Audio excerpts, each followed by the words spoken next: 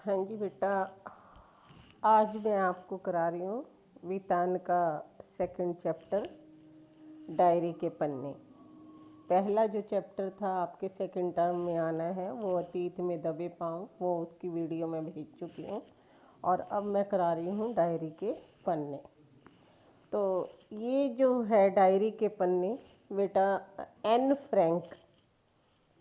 Frank की diary उसने लिखी थी। डायरी लेखन के बारे में आप जानते होंगे, किसी को शौक भी होता है कि अपनी डायरी लिखना।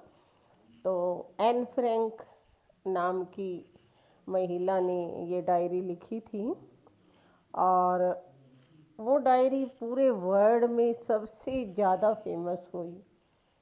बहुत से लोगों ने उसे पढ़ा। तो उसी के कुछ पन्ने आपके सामने हैं, जिसका अनुवाद जो है वो बाद में किया गया है हिंदी भाषा में, डायरी के पन्ने का अनुवाद। तो लेखक जो है डायरी के पन्ने की एन फ्रैंक है। एन फ्रैंक के जन्म की बात करें तो 12 जून 1929 को जर्मनी के फ्रैंकफर्ट शहर में हुआ था। इन्होंने सारा अपना जीवन क्या है नाजीवाद की पीड़ा सहन करने में लगा दिया और मृत्यु क्या हुई 1945 में इनकी मृत्यु हो गई थी। ये जो नाजियों की यातना गृह में हुई थी इनकी मृत्यु। एन फ्रैंक की डायरी दुनिया की सबसे ज़्यादा पढ़ी लिखी गई किताबों में से एक है और ये डायरी 1947 में डच भाषा में प्रकाशित हुई थी और बाद में इसको इंग्लिश में इसका ट्रांसलेट किया गया। इसको the diary of a young girl के नाम से 1952 में इसको प्रकाशित किया गया था। तो डायरी के पन्ने पाठ की बात करें बेटा, तो ये मैं आपको बता चुकी हूँ कि 1947 में ये पब्लिश्ड हुई और इंग्लिश में इसका अनुवाद 1952 में हुआ था। और सबसे ज़्यादा इस डायरी के अंदर आतंकप्रद दर्दनाक जो यहूदियों के ऊपर दर्द जो उन्होंने सहे, यातना गृहों में उनको रखा गया, उनको टॉर्चर किया गया, ये सब बातें इस डायरी में बताई गई है। तो हम यहाँ उस भयावह दौर को किसी इतिहासकार की निगाह से नहीं बल्कि एक सीधे साधे व्यक्ति की निगाह से देखते हैं कि कितना भावुक समय था ये, कितना कैसा समय था कि जिसमें लोगों को टॉर्चर किया जा रहा था। इस डायरी में यदि हम बात करें तो भय, आतंक, भूख, मानवीय पीड़ाएं, संवेदनाएं, प्रेम, घृणा और सभी तकलीफ़ों को बड़े दर्दनाक तरीके से पेश किया है एन फ्रैंक ने। और जिस तरह से मतलब यहूदियों को हर समय पल पल ये डर रहता था कि कहीं हम पकड़े ना जाएं, और पकड़ने के बाद उनके को जो टॉर्चर किया जाता था, ये सब पीड़ाएं भी क्या है इस डायरी के पन्ने में बताई गई हैं। दूसरे विश्व युद्ध के समय इंग्लैंड में यहूदी परिवारों को जर्मनी के प्रभाव के कारण अकल्पनीय यातनाएं कि जिनकी कल्पना भी नहीं कर सकते, ऐसी यातनाएं उनको सहनी पड़ती थी। उन्होंने गुप्त तहखानों में छिपकर अपने जीवन की रक्षा की थी, कहीं गोदाम में, कहीं तहखानों में। तो उसी में से एक भाग था एन फ्रैंक। एन फ्रैंक और उसके साथ एक परिवार था जो छिपकर रहे। उनको लगा कि उन्हें पकड़ ना लिया जाए, तो इसलिए क्या हुआ कि वो छिपकर रहे थे किसी जगह पर। और वहीं पे छिपकर रहते हुए एन फ्रैंक ने अपनी डायरी लिखी थी, जिस 2 साल के समय के अंतराल में वो छिप कर रही थी, उसी टाइम में उसने अपनी डायरी लिखी थी। तो ये बेटा सबसे पहले 8 जुलाई 1942 को जो डायरी लिखी है एन फ्रैंक ने, उसके पास एक गुड़िया थी। उस गुड़िया को संबोधित करते हुए वो डायरी लिखती है, जिसका नाम क्या था, किट्टी। तो पहला दिन जो उसने डायरी लिखी 8 जुलाई 1942 को लिखी है ये डायरी। तो उसमें वो क्या बता रही है, उस पीड़ा को दिखा रही है जो एक दिन पहले जब उन्हें घर छोड़ के जाना पड़ा, उससे एक दिन पहले की पीड़ा को वो दिखा रही है। वो क्या कह रही है, इस दिन एन फ्रैंक गुप्त आवास पर जाने के विषय में लिखती है कि जहाँ उसने जाना था, उसकी बड़ी बहन को एएसएस से बुलावा आने पर घर के लोग गुप्त आवास पर जाने की तैयारी करते हैं। जब उसकी बड़ी बहन को बुला लिया गया तो लोग, घर के लोगों को चिंता होगी और वो क्या करते हैं कि कहीं छिपने के लिए ऐसी जगह पर जाने की तैयारी करते हैं। यह उनके जीवन का सबसे कठिन समय था। और एन ने अपने थैले में क्या किया बेटा, अजीबो गरीब सामान रख लिया। उसको ये नहीं था कहीं भी कि मैं बहुत सारे कपड़े ले जाऊं, बहुत सुंदर सुंदर चीज़ें ले जाऊं। उसको ये था कि जिन चीज़ों की उसको आवश्यकता है, अजीबोगरीब चीज़ें जो उसको चाहिए थी, डायरी थी, पेन थे, पेंसिल थे, वो सब उसने रख लिया। उसने सबसे पहले अपनी डायरी रखी, क्योंकि डायरी लिखने का उसको शौक़ था, तो सबसे पहले डायरी रखी। क्योंकि लेखिका के लिए स्मृतियाँ पोशाकों की तुलना में अधिक महत्वपूर्ण थी। लेखिका को क्या लगता था कि जो स्मृतियाँ हैं, जो यादें हैं, वो सुंदर सुंदर ड्रेसेस की बजाय बहुत महत्वपूर्ण है।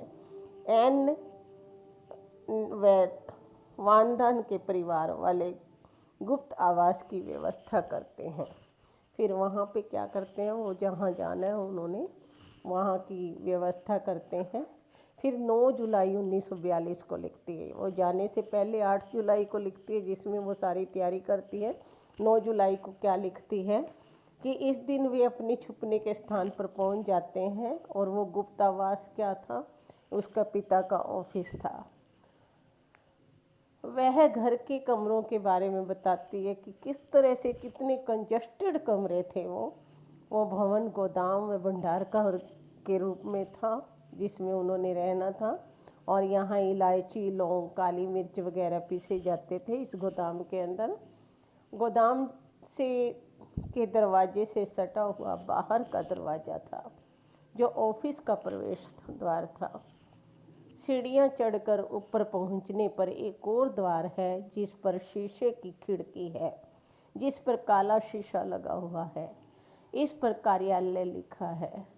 इसी कमरे में दिन के समय बेप, मीएप व मिस्टर क्लीमेन काम करते हैं। ये सारे क्या थे, ऑफिस में काम करने वाले थे।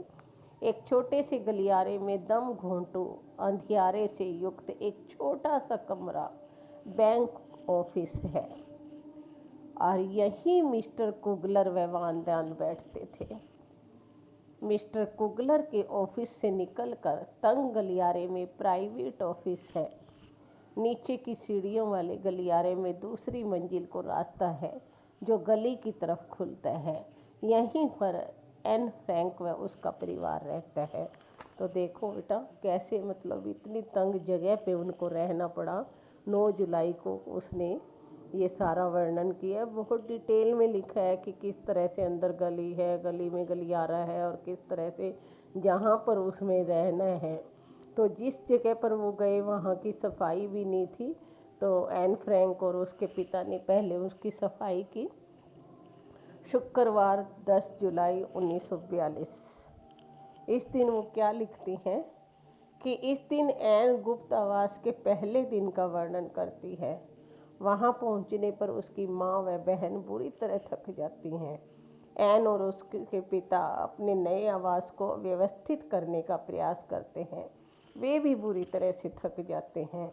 बुधवार तक तो उन्हें यह सोचने की फुर्सत नहीं थी कि उनकी ज़िंदगी में कितना बड़ा परिवर्तन आ चुका है कि जब वो पहुँचे, पहले तो थके हुए पहुँचे और जाकर एन फ्रैंक और उसकी पिता ने वहाँ की सफाई की, तो उनको ये भी सोचने का टाइम नहीं था कि कहाँ वो आ गए हैं और कहाँ उन्हें आना था।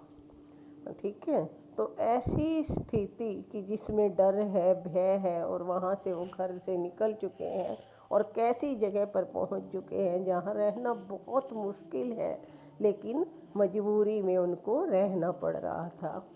28 नवंबर 1942 को एन फ्रैंक बताती है कि इन दिनों में वे बिजली और राशन ज़्यादा खर्च कर चुके हैं।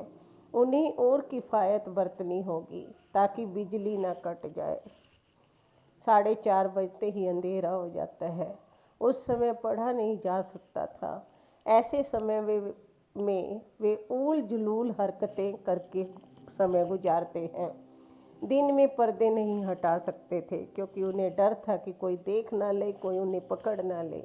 अंधेरा होने के बाद पर्दे हटाकर पड़ोस में ताक झांक कर लेते थे। लेखिका डसेल के बारे में बताती है, डसेल भी उनके साथ रह रही है, उसके बारे में बताती है कि वे बच्चों से बेहद प्यार करते हैं। उनके भाषण सुनकर वह बोर हो जाती हैं। वह उनकी अनुशासन संबंधी बातें नहीं सुनती। वे चुगलखोर हैं। वे सारी बातों की रिपोर्ट मम्मी को दे देती हैं जो मिसिज डिसेल हैं, और मम्मी से मुझे उपदेश सुनने पड़ते हैं।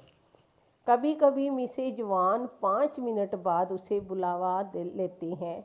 हर समय डांट फटकार दुत्कारा जाना आदि झेलना आसान नहीं होता।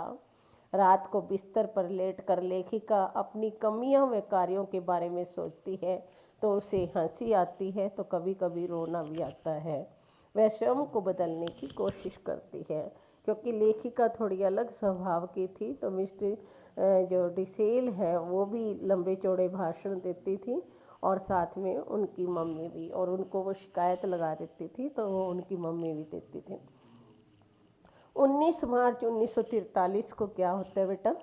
एन क्या बताती है कि तुर्की के इंग्लैंड के पक्ष में एन न आने से हम निराश थे। 1000 गिल्डर के नोट अवैध मुद्रा घोषित किए जा रहे थे। अवैध मुद्रा क्या होते हैं? जैसे अपने नोट बंद किए थे ना बेटा, 1000 के और 2000 रुपये का जो नोट बंद कर दिए थे, तो वहाँ पे क्या कर दिया, अवैध मुद्रा बता दी थी, रातों रात नोटबंदी हो गई थी। इससे काला बाजारी को झटका लगेगा, साथ भूमिगत लोगों को नुकसान होगा। उसके बारे में बता रही है कि अचानक से नोटबंदी करने से क्या होगा, काला बाजारी को झटका लगेगा, भूमिगत लोगों को नुकसान होगा क्योंकि वे इन नोटों के लिए सबूत नहीं दे सकते। गिएज एंड कंपनी के पास 1000 गिल्डर के कुछ नोट हैं। उन्हें आगामी वर्षों के लिए अनुमानित कर की अदायगी में निपटा दिया है। मिस्टर डसेल को कहीं से पैरों से चलने वाली दांतों की ड्रिल मशीन मिल गई है। वह उनसे अपने दांतों का पूरा चेकअप करवा लेगी। घर के कायदे कानून के पालन में मिस्टर डसेल आलसी हैं। वे चार्लोट व अन्य लोगों से चिट्ठी पत्री बनाए हुए हैं। मार्गेट उनके पत्रों को ठीक करती है। पापा ने उन्हें यह काम बंद करने का कहा। लेखिका जर्मन घायल सैनिक व हिटलर के बीच बातचीत को रेडियो पर सुनती है। घायल सैनिक अपने जख्मों को दिखाते हुए गर्व महसूस करते हैं। सैनिक महसूस कर रहे थे। उसी समय उसका पैर डसेल के साबुन पर पड़ गया और साबुन खत्म हो गया। उसने पापा से इसकी भरपाई करने को कहा क्योंकि युद्ध के समय महीने में घटिया साबुन की एक बट्टी मिलती थी। मतलब इतना ज़्यादा उनका जीवन था, टॉर्चर था उनके जीवन में, इतना ज़्यादा तनाव था कि कुछ भी खाने पीने हर चीज़ में उन्हें देखना पड़ता था, क्योंकि छुपे हुए थे बेटा। ये तो था नहीं कि 1 मिनट में ले आए, तो ना इतना पैसा था उनके पास और ना ही ये सामान होता था।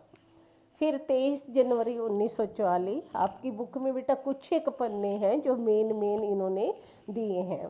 23 जनवरी 1944 को क्या लिखा है कि पिछले कुछ सप्ताहों से उसे परिवार के वंश वृक्षों और राजसी परिवारों की वंशावली तालिकाओं से खासी रुचि हो गई है। वह मेहनत से स्कूल का काम करती है। वह रेडियो पर बीबीसी की होम सर्विस को समझती है। एन फ्रैंक वह रविवार को अपने प्रिय फिल्मी कलाकारों की तस्वीरें देखने में गुजारती है। मिस्टर कुगलर उसके लिए सिनेमा एंड थिएटर पत्रिका लेकर आते हैं, क्योंकि बेटा वो गोदाम में रह रहे थे ना, तो वहाँ तो कुछ मिलता नहीं था। तो कुगलर क्या करते थे, उसके लिए सिनेमा और थिएटर की पत्रिका ले आते थे, जिसमें से लेखिका क्या करती थी, अपने पसंदीदा कलाकारों की फ़ोटो निकाल लेती थी, उनको जमा करती थी। परिवार के लोग इसे पैसे की बर्बादी मानते थे। बे पर शनिवार को अपने बॉयफ्रेंड के साथ फिल्म देखने जाने की बात बताती है, तो वह उसे पहले ही फिल्म के मुख्य नायकों व नायिकाओं के बाद नाम की तथा समीक्षाएं बता देती है। पूरी स्टोरी बता देती थी एन फ्रैंक कि जब भी वो कहते कि हम फिल्म देखने जा रहे हैं, तो एन फ्रैंक क्या करती, पूरी स्टोरी उनको बता देती थी। क्यों? क्योंकि वो मैगजीन्स में सारा कुछ पढ़ती थी। मम्मी कहती है कि उसे सब याद है, इसलिए उसे फिल्म देखने की ज़रूरत नहीं है।